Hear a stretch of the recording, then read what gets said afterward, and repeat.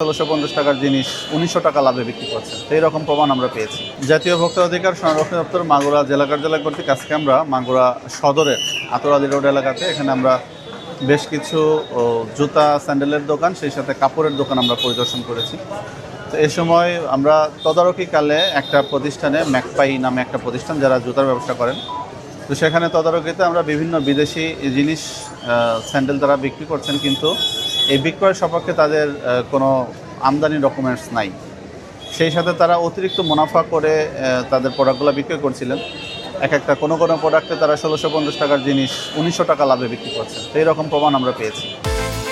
বিকাশ পেমেন্টে 10,000 টাকার বেশি অফার, শপিং চলছে তো ডাবলেরও বেশি লাভ করছেন, সেই সাথে সঠিকভাবে ভাউচার তারা রাখছেন না এবং ইম্পোর্টারের যে ডকুমেন্টস বিক্রয়স্থলে থাকার কথা সেটাও তারা দেখাতে পারেননি। তো এই অপরাধে আমরা ওই প্রতিষ্ঠানটিকে 50,000 টাকা জরিমানা করেছি এবং তাদেরকে পরবর্তী নির্দেশনা দেওয়া হয়েছে, তারা যেন পরবর্তীতে আইন মেনে এবং যে নির্দেশনাগুলো দিয়েছে এগুলো মেনে যেন ব্যবসা করেন। সেই সাথে আজকে আমরা এই কাপড়ের মার্কেটগুলো পরিদর্শন করছি এবং এখানে বেশ কিছু প্রতিষ্ঠানকে আমরা নির্দেশনা দিয়েছি তারা যেন ক্রয় বিক্রয় ভাউচারগুলো যথাযথভাবে সংরক্ষণ করেন। সেই সাথে বিদেশি জিনিস বিক্রি করতে গেলে অবশ্যই যেন আমদানির নীতিমালা অনুসরণ করে তারা এই জিনিসগুলো বিক্রয় করেন। আর এই ঈদ সামনে রেখে বিশেষ করে কাপড় জুতার মার্কেটে আমাদের অভিযানগুলো চলমান থাকবে।